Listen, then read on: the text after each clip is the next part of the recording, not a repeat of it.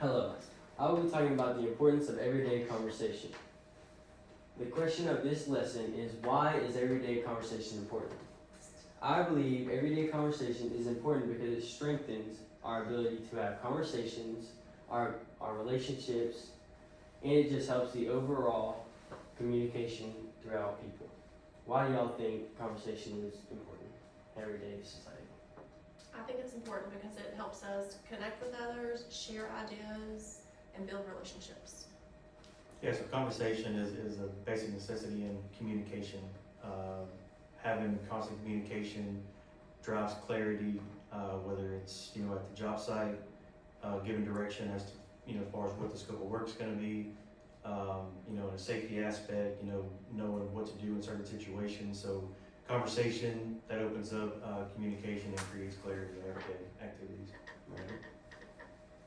So, conversation. What is conversation?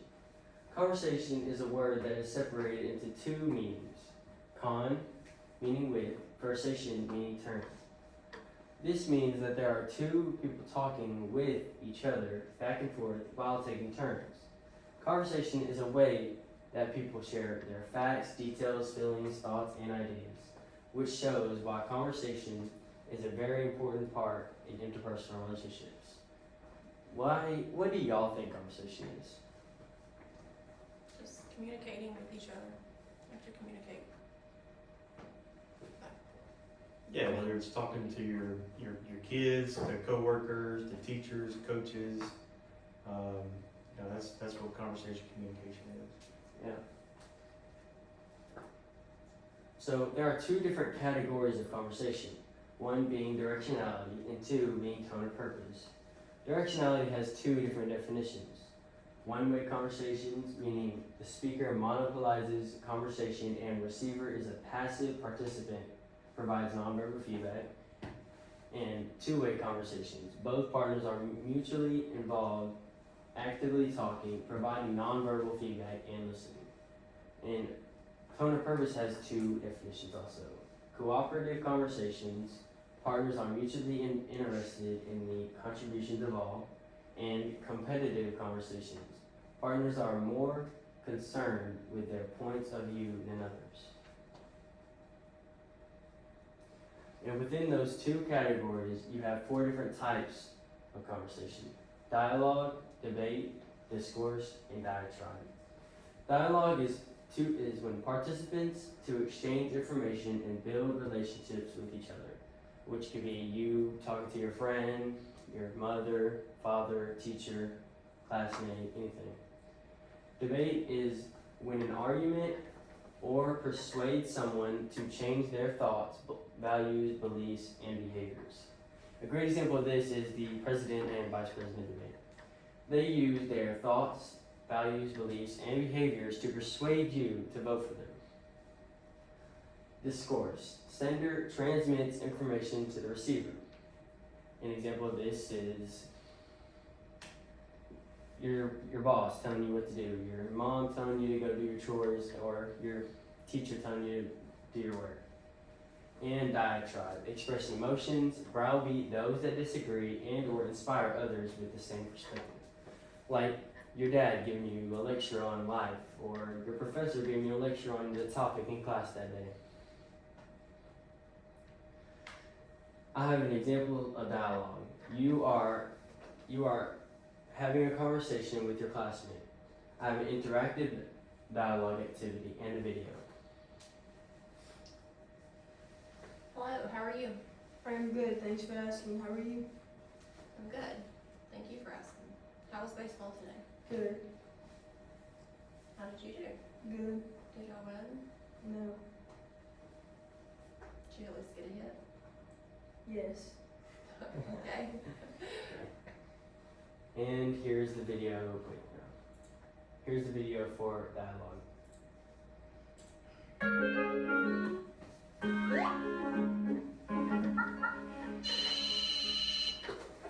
Hello? Hello. Can I speak to Sally, please? Speaking. Hi, this is Hannah. Hi, Hannah. What's up? Kate is sick. That's too too bad. How about going to see her? That's a good idea. What time shall we meet?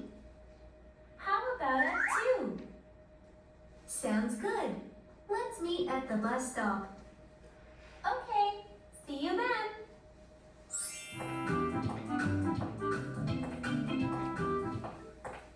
How are you? I'm okay now. I can go to school on Monday. Good. Kate, here's an apple pie. I made it for you. Thanks. I like apple pie.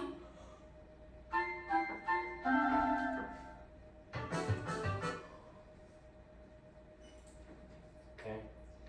That was an example of dialogue because there are 3 girls talking back and forth and having a conversation. Do y'all have any other examples of dialogue? Just everyday interaction with each other. I mean, communication is important. Yeah, with, Talking with- back and forth. yeah, well, like, you know, with projects, you know, there's certain people that have different expertise in different, disciplines, and so, you gotta be able to have that dialogue to be able to take a project and run it forward. You need, constant dialogue with different people, so. Right. Example of debate. 2 people talking about who is going to win the football game. I have an interactive debate activity and video to show you. Okay, interactive debate. This debate is about football. I think the Chiefs are going to win. I think the Bengals are gonna win. No, the Chiefs are gonna win because they have Patrick Mahomes. No, the Bengals are going to win because they have Joe Burrow. Okay, that was an interactive debate on who is going to win the football game. And I have a video to show you to furthermore the example.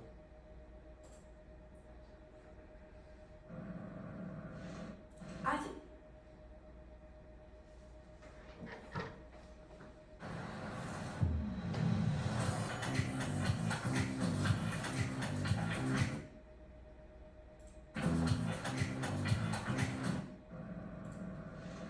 I think it is a good idea for schools to require students to wear a uniform.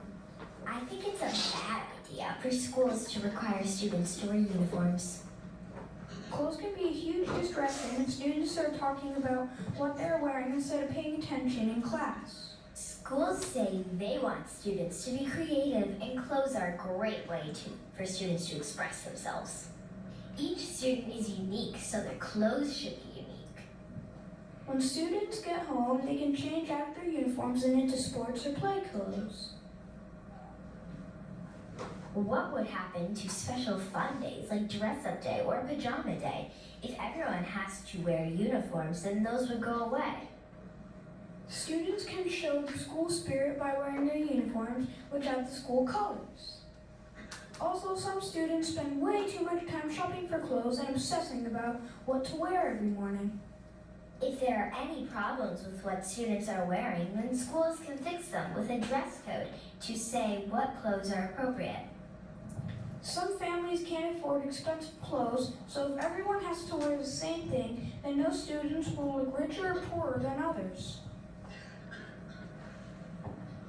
But in most schools, the families still have to buy the uniforms, so they may not save any money.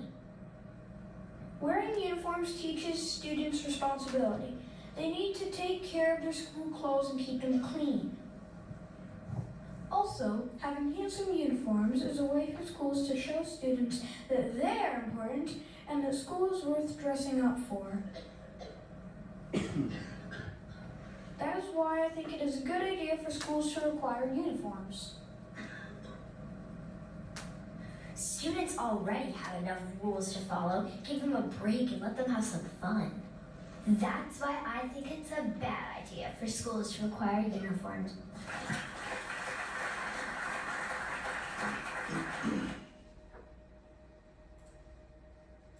Okay, that was an example of debate because as you can see, there was a boy and a girl that were debating on if it's good for students to wear uniforms or they're just in regular street clothes at school. Yeah, you have debates all the time. Some are heated, some are casual conversations, some are as in-depth as politics, and then you have some conversations where you're just trying to debate over which restaurant has the best hot sauce. Where you gonna eat? Right. So, Right.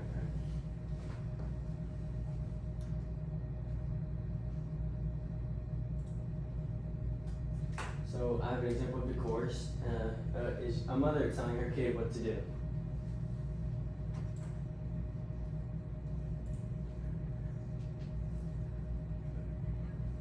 Let me play my favorite game.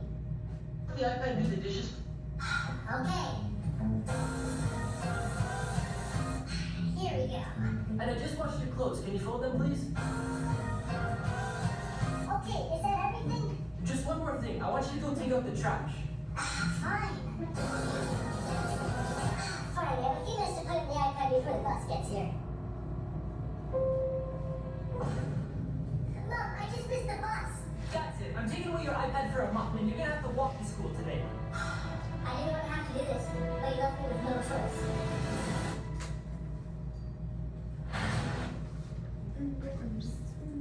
As you can tell, that was an example of the course because it was the mother.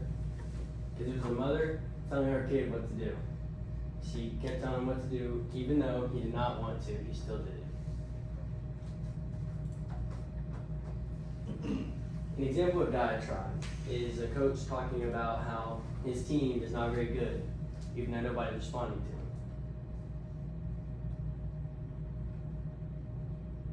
Where's the mouse?